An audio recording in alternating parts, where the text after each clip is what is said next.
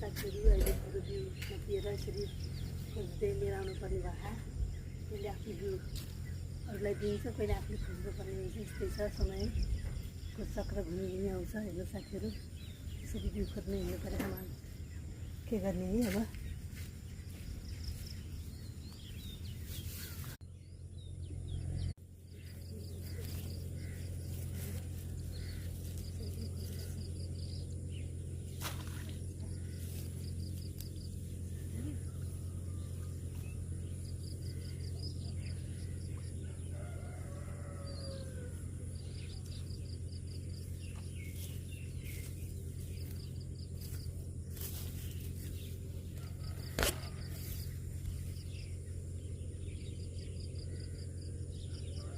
हेर्नु साथीहरू, यति बनाएको छु खोजेर। अब यो गरेलाई त पुग्ला। हेर्नुहोस्, कहिले आफ्नो बिउ जोत्नुपर्छ, अरूलाई दिन्छ 2 कट्ठा 3 कट्ठा कति रोप्नको लागि। कहिले आफूले यसरी खोज्नुपर्ने हुन्छ। समय चक्र यस्तो छ।